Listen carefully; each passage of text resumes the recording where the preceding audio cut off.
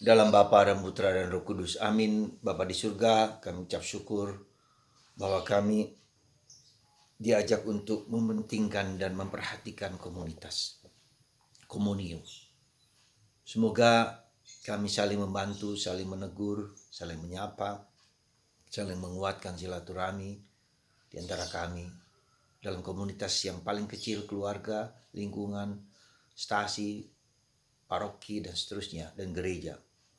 Semoga hati kami menyatu dalam hidup kebersamaan. Terpujilah namamu kini dan sepanjang segala masa. Amin.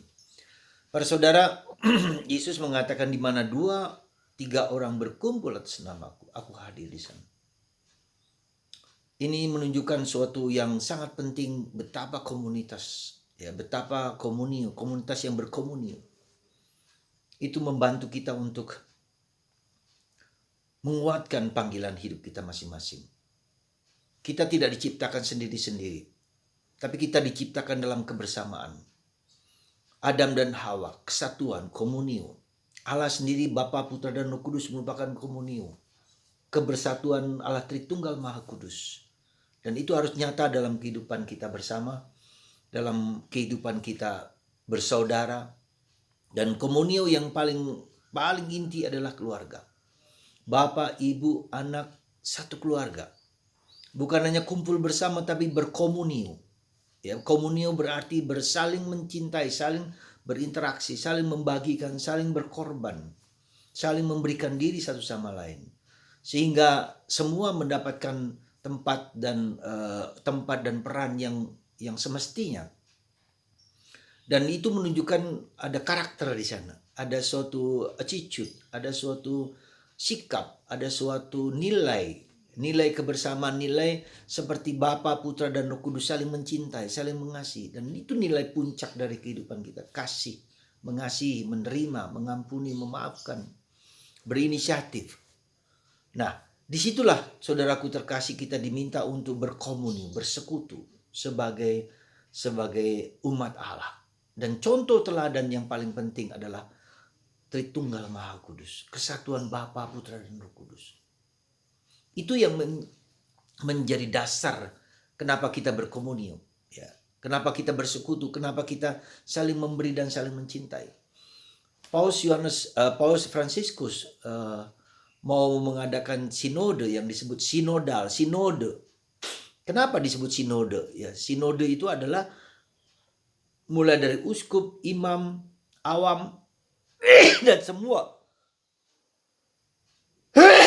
membicarakan kehidupan kebersamaan, kehidupan gereja dalam suatu relasi yang solid satu sama lain, saling mendengarkan satu sama lain. Jadi konferensi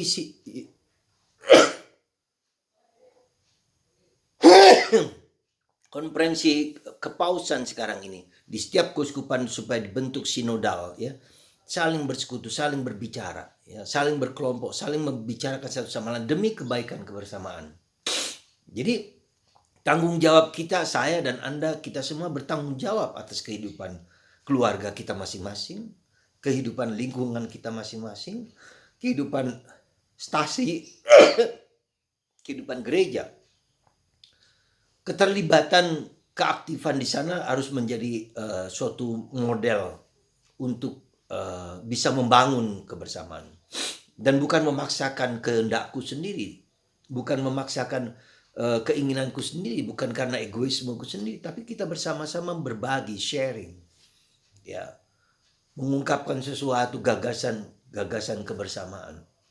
Nah, dalam konteks kebersamaan inilah, dalam konteks komunio inilah, kita ada saatnya kita juga menegur, ya, mengkritik, ya, dan menyampaikan bahwa ada sesuatu yang mungkin kurang, entah sebagai pribadi, entah sebagai komunitas, entah sebagai kelompok, ya, kita juga harus kritis dengan jalannya kehidupan kita bersama. Dalam keluarga saja kita bisa beda dengan satu sama lain, ya, bapak dan ibu dan anak kita satu sama lain, saling berbeda, ya, tapi kita saling mendengarkan, tidak menisbikan, tidak menyingkirkan, tidak membuang pendapat mereka, tapi didengarkan. Jadi kunci besar dalam membentuk komunitas Yang paling kecil adalah mendengarkan. Bapak mendengarkan ibu, ibu mendengarkan bapak, orang tua mendengarkan anak, anak mendengarkan orang tua. Nah, zaman sekarang ini saat dunia medsos yang sangat kuat sekali, keluarga adalah tempat di mana mulai digrogoti, mulai dihancurkan. Orang menjadi sangat individualistis dengan HP-nya masing-masing. Orang menjadi sangat nggak mau diganggu oleh orang lain dengan kesibukannya bersilancar dengan HP dari pagi ke pagi, dari jam-jaman kita mendengarkan HP. Sahabat kita sekarang ini bukanlah suami, bukanlah istri, bukanlah anak, bukanlah orang yang dekat, tapi sahabat kita adalah Mas Andrew, itu Android. Dan di situ bisa ada banyak kemajuan tentu saja. Sahabat yang baik tentu bisa menjadi sahabat yang baik, tapi juga menjadi sahabat yang tidak baik. Ya. Jadi sahabat yang baik berarti kita mendengarkan berbagai macam isi yang sangat luar biasa, sangat bagus. Saya suka mendengarkan khotbah-khotbah uskup tertentu, Richard Barron, ya. Mendengarkan tentang olahraga, tentang gerakan tubuh, qigong, ya, tentang di usia lanjut ini bagaimana meningkatkan fleksibilitas tubuh dan segala macam. Ada banyak cara yang sangat mengagumkan. Tapi jangan lupa kita bisa terperangkap dalam adiktivitas, ya, ketergantungan di dalam mendengarkan itu bisa berjam-jam, bisa kita tidak peduli dengan orang lain. Dan itu benar-benar terjadi.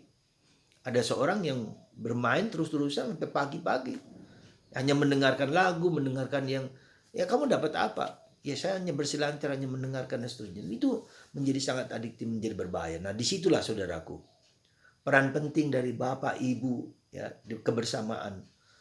Peran penting apa? Memberi contoh. Ya, seorang bapak, seorang ibu memberi contoh kepada anak-anak. Kalau tidak boleh main HP, mereka juga harus membatasi diri dan banyak bergaul, banyak berbicara dan banyak mendengarkan. Ya, tidak menghakimi, tidak mengadili. Mendengarkan anak kita, mendengarkan istri, mendengarkan suami. Dan itu butuh pengorbanan, sangat-sangat butuh pengorbanan.